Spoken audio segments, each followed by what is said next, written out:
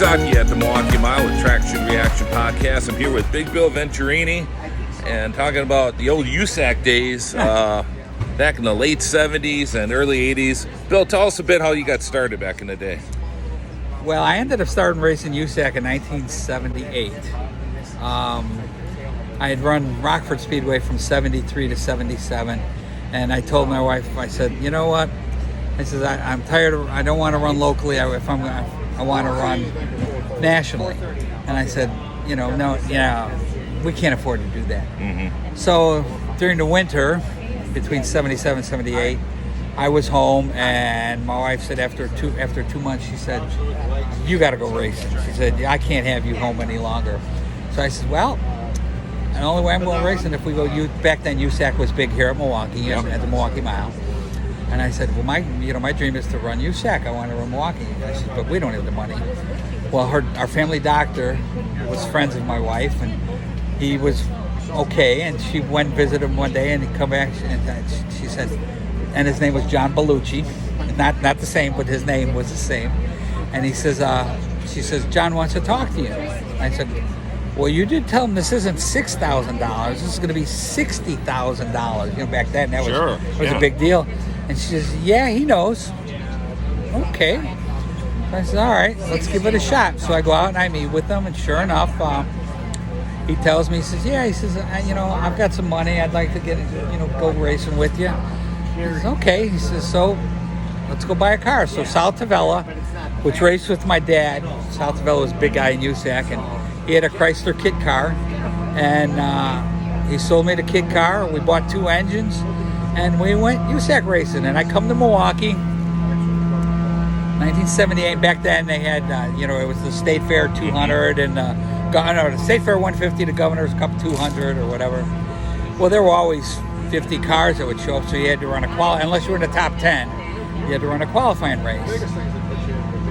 So I come here, get in this 25-lap qualifying race, and this is the first time I've ever I'm at a Rockford Speedway. Ileana was the biggest half mile for me. Come here, and it's a 25-lap race, and we're running. On lap 24, I take over the lead, and I win the qualifying race.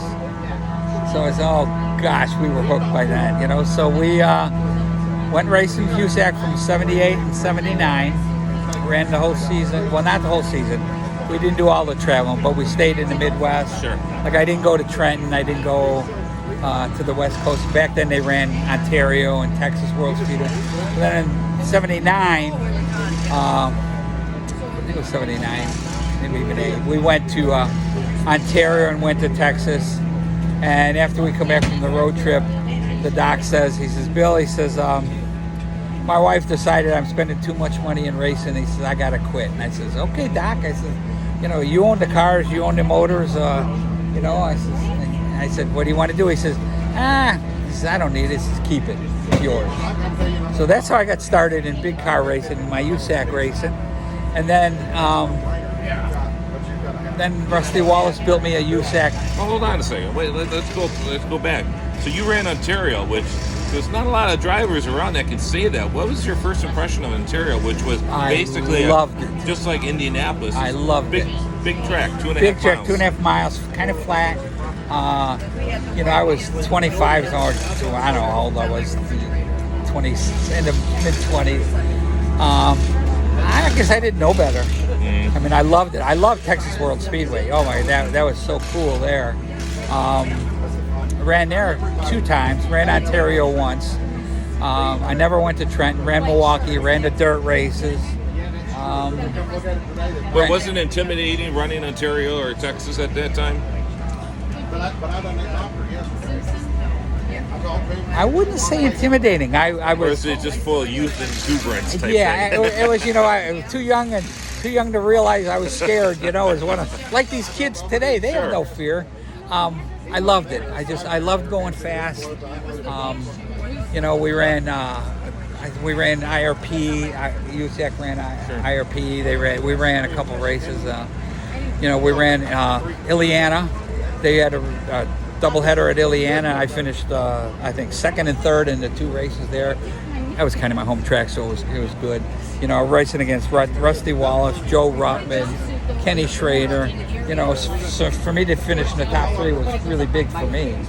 Now, the Chicago area had a lot of guys that ran for years. Yes. Tavella, like you mentioned, Tavella. and Rich Clement, Bob Shack, and all these guys. Yeah, Bob Shack. Did they help you early on? Kind of give you any Salt hints, Tavella did. Bob Shack and me, we Bob Dotter and Bob Shack and me were the 3 guys, and we lived like within 5 miles of each other. Okay. We were rivals. I won't say we helped each other because we never did. You know, it was we strive to beat each other. You know, as long as I beat the 2 Chicago guys, it was a good day. You know, but you know, but I loved the big cars. That's where I got hooked. And then when USAC kind of went away, and ARCA, you know, back then ARCA wasn't big at all. And we ran a doubleheader here one time, an ARCA USAC race here, and I ran under the USAC banner here because that was my home, so to speak. Sure. But then finally USAC went away, and then I started to run ARCA.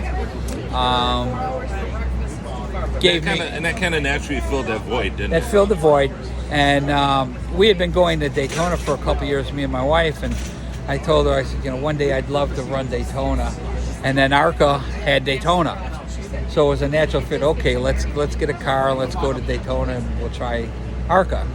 And fell in love with Daytona. You know, just, you know, I don't know if you know it or not, but I still hold the track record both at Daytona and Talladega. That's right. Yeah. So the big fast tracks, I really love them.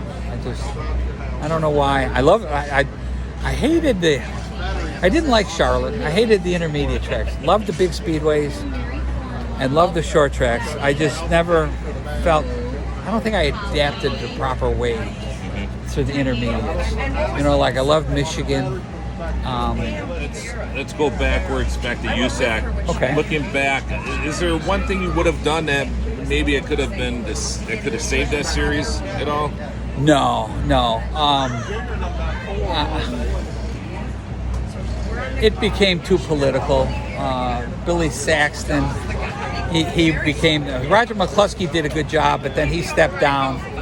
Okay, that's when I came on board. Sure. And then Billy Saxton took over the stock car division, but he was just a Cadillac dealer out of Indianapolis that didn't get the racers, didn't get the program. He just, and I think he was kind of the downfall, but at that point, USAC was starting to struggle a little, you know.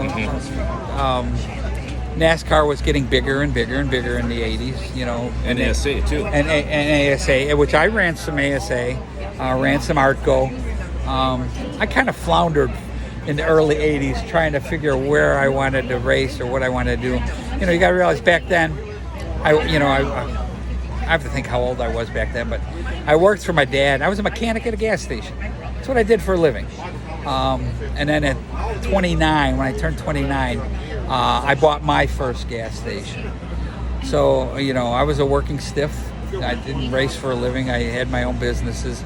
You know, then I bought a second gas station. Then I bought a third gas station. And then, you know, now I've got, and they were full serve mechanical. Back then, gas stations were repair centers. Right. You know, I had, you know, tow trucks. I had all the equipment. And then I was making enough money where I could afford to go racing. And then I got lucky, landed Amoco as a sponsor. Then I had True Value Hardware and Rain-X. So I was very fortunate for, you know, a working stiff guy out of Chicago, Illinois, to be able to run ARCA then. By then I was running ARCA. And to be able to have that kind of stuff. This, being here in Milwaukee, man, I told my son when we came in last night, I said, I loved racing Milwaukee. It was my first ever big track experience. To me, this was a big track. Oh yeah.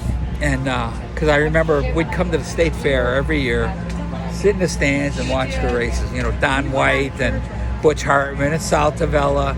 And I kept saying, God, I can't wait till I do that. You got to realize Sal Tavella and my dad raced together in the 50s. At Soldier Field. At Soldiers Field in O'Hare, right.